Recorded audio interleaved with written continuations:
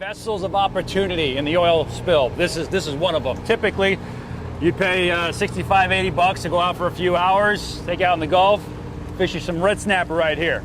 According to the owner, usually catch your limit.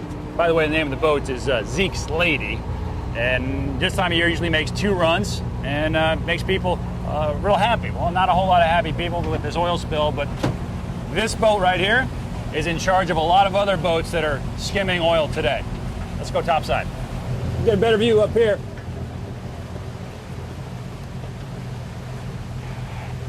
Get out of the way, Phil. Sorry, I thought you were throwing up. Phil's one of the photographers, Ken Tillis, behind this lens, and engineers making this shoot happen. It's really an amazing thing. We've got a number of ways that we're transmitting live. All this gadgetry.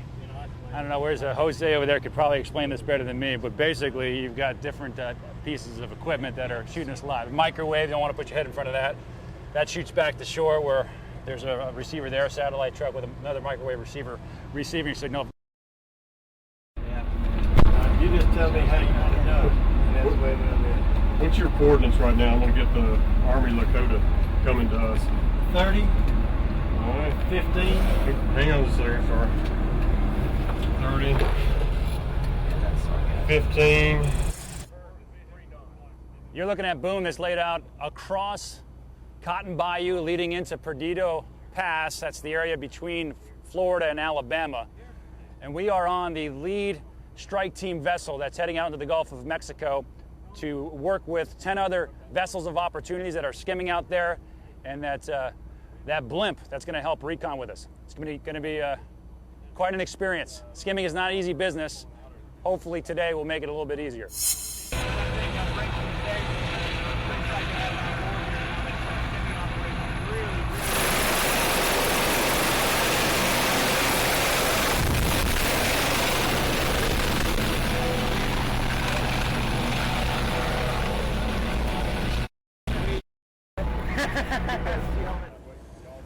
There's the blimp that's reconning this area and communicating with us exactly where the oil is so we can direct the skimmers. Look how slow it's moving. About 30, 35 miles an hour up there, maybe 500 feet up in altitude.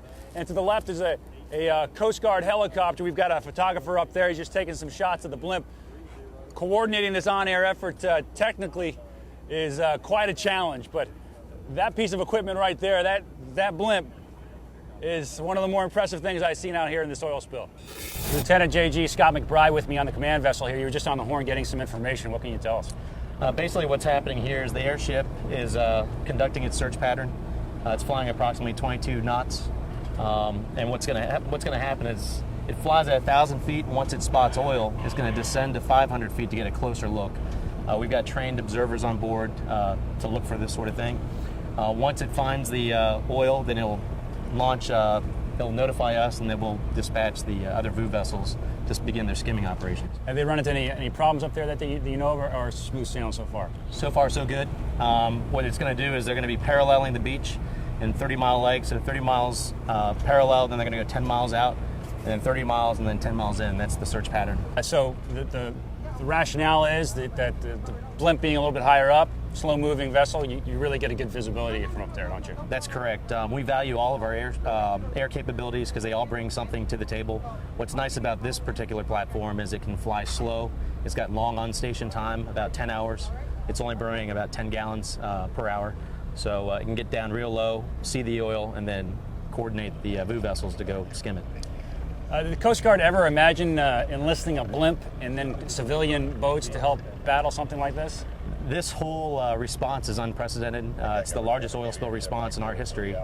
And once again, this just shows the ingenuity of what people can come up with to handle something like this. One of the smaller skimmer operations, what did these guys catch this morning? There was a little light sheen reported on the water. And these guys, along with the strike team behind us, they actually cleaned it up. What they've got here is deployed. It's called a sausage boom. All right. And basically, they look like sausages if you go to a grocery store. That's the absorbent kind. That's right. And it absorbs the oil.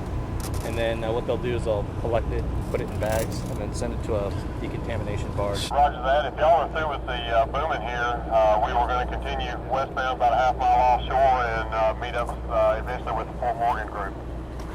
All right. right, copy that. So we will let these booming guys here go, and we'll head west. All right, copy that. The latest weapon in the arsenal to battle this oil spill. There is the airship heading back now to land. Seas here are getting way too rough to do any sort of effective skimming. So at least for today, skimming operations have ended.